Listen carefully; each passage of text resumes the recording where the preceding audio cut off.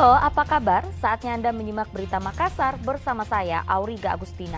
Sejumlah berita menarik akan kami sajikan untuk Anda. Berikut 3 berita utama hari ini. 2 hektar lahan dan hutan di Kecamatan Tompo Bulu, Kabupaten Maros terbakar.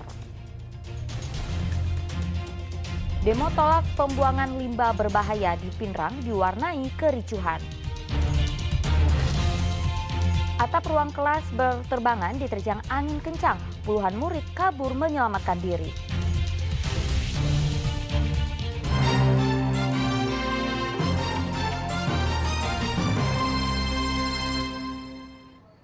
Kita ke informasi pertama, kebakaran hutan melanda Kecamatan Tompo Bulu, Kabupaten Maros pada Senin siang.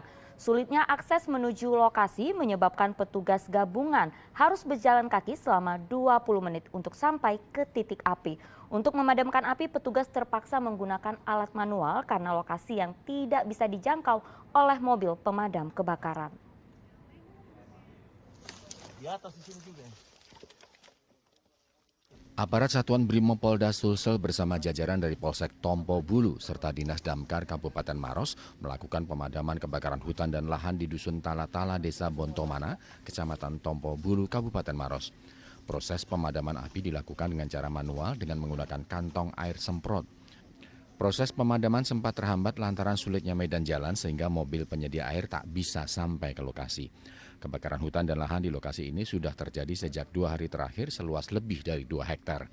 Polisi masih melakukan penyelidikan penyebab terjadinya kebakaran. Berdasarkan pengamatan di lokasi, hampir seluruh tanaman rumput dan pohon pinus terlihat kering akibat kemarau panjang yang melanda di banyak wilayah di Sulawesi Selatan. Aparat bersama instansi terkait masih bertahan di lokasi dan mendirikan posko darurat karena kebakaran masih terus terjadi. Berdasarkan permintaan dari Kapolsek Ponto Bulu, kebetulan saya pas ada di lokasi sana, mereka minta kepada kami untuk membackup pemadaman api yang khususnya di Ponto Bulu. Itu adalah hutan pinus. Kita tahu tahun lalu hutan pinus begitu terbakar merambat cukup cepat, mengingat pohon hutan pinus sendiri mempunyai getah yang gampang terbakar. Makanya kemarin kita cepat melakukan tindakan, walaupun agak sulit medan yang kita lalui tidak bisa. Tak hanya di Tompo Bulu, 4 tim personil Satbrimob Polda Sulsel juga sudah diturunkan di wilayah Kota Parepare dan Kabupaten Bone untuk melakukan pemadaman kebakaran hutan dan lahan akibat cuaca panas. Raisa Habu melaporkan dari Kabupaten Maros. Sementara itu, polisi dari Polsek Soreang meringkus pasangan suami istri yang diduga sengaja membakar lahan sendiri. Polisi masih menyelidiki motif pembakaran lahan. Polisi menggelandang pasangan suami istri yang diduga pelaku pembakaran lahan di Desa Industri Kecil, Kecamatan Soreang, Kota Parepare pekan lalu. Personil Polsek Soreang mendapatkan informasi adanya kebakaran lahan di daerah industri kecil, sehingga berkoordinasi dengan pihak damkar. Saat tiba di lokasi, ternyata kebakaran itu diduga karena pemilik lahan sengaja membakar lahannya sendiri. Kami di sana Polri bersama Dinas Kebakaran berupaya keras memadamkan api yang membakar lahan di jalan industri kecil. Berdasarkan keterangan saksi-saksi di lapangan bahwa memang ada warga yang sengaja membakar lahannya. Pasangan suami istri tersebut digelandang ke Mapolsek Parepare untuk dimintai keterangan atas motif tindak pembakaran lahan. Sejak bulan Juli hingga Agustus 2023, terhitung sebanyak 105 lokasi kebakaran lahan terjadi di Kota Parepare. Suardi Gatang melaporkan dari Parepare. Masa Aliansi Pemuda Masyarakat Pinrang terlibat kericuhan dengan karyawan sebuah perusahaan saat berunjuk rasa di Kecamatan Supa, Kabupaten Pinrang. Karyawan perusahaan tersebut menolak masa pendemo menggelar demo terkait pencemaran lingkungan yang diduga disebabkan oleh perusahaan rumput laut tersebut.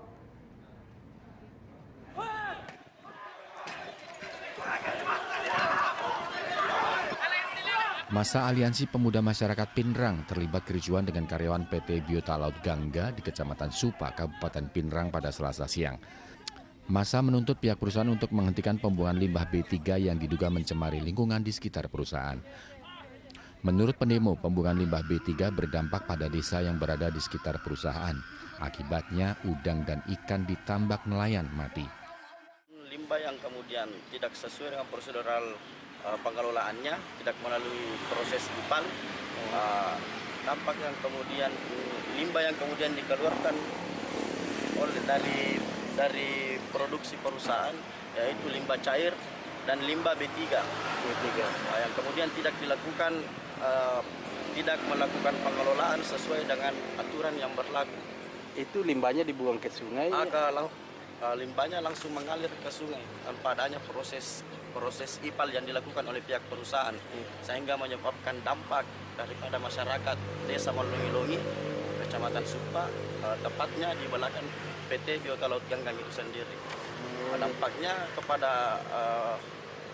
kepada masyarakat Malongi-Longi tentunya merugikan para petani-petani tambak yang ada di sekitar perusahaan. Unjuk rasa berawal dari keluhan dan keresahan masyarakat yang mengalami kerugian sebagai dampak dari pembuangan limbah. Karena itu warga meminta perusahaan tersebut agar menghentikan pembuangan limbah ke sungai yang ada di sekitar perusahaan. Sementara itu, perwakilan karyawan perusahaan menyayangkan terjadinya unjuk rasa sehingga memicu terjadinya gesekan. Karena tak kunjung ditemui manajemen perusahaan, masa pengunjuk rasa kemudian membubarkan diri untuk mengadukan masalah tersebut ke DPRD Pinrang. Suardi Gatang melaporkan dari Pinrang.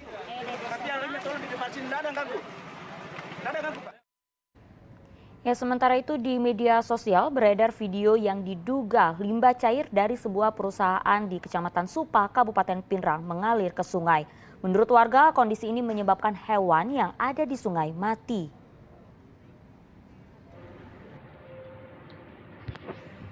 Sebuah rekaman video amatir beredar luas di media sosial.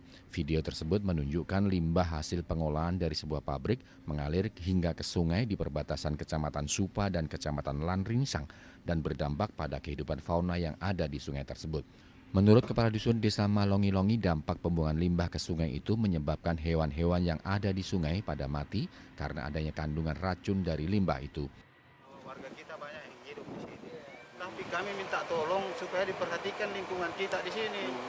Bagaimana kasihan kalau dipekerjakan orang sementara yang lain dibunuh? Seperti itu Pak, keinginannya masyarakat. Perhatikanlah limbah di sini. Kelola dulu baru buang. Belum lagi dampak lain. Menurut mana selalu Informasinya Pak, pernah ada pertemuan dengan Dirjen atau ya? Bahkan pernah ada pertemuan dengan beberapa dirjen difasilitasi oleh Rusdi Mesa pada waktu itu. Kita bertemu dengan pimpinannya ini. Hadir juga Pak Bupati pada waktu itu. Bahkan ditegaskan di sini supaya diadakan audit lingkungan. Tapi ini kita tidak tahu apa hasilnya sampai sekarang. Malah beberapa minggu lalu kan ceritanya tadi petani di sana masih mati ikan di sungai. Warga setempat sudah berulang kali menggelar aksi agar perusahaan terkait tak lagi membuang limbah ke sungai, namun tak kunjung diindahkan oleh pihak perusahaan. Menurut warga, DPR RI dan beberapa pejabat terkait pernah duduk bersama dengan pimpinan perusahaan itu untuk membahas pembuangan limbah. Perusahaan tersebut diduga membuang limbah B3 saat air laut pasang agar limbah itu menyatu dengan air sungai dan mengalir ke laut. Limbah bahan berbahaya dan beracun atau B3 yang mencemari lingkungan dapat menimbulkan keracunan, bahkan hingga kematian, baik melalui kontak pernapasan, kulit maupun mulut. Suardi Gatang melaporkan dari Pinrang.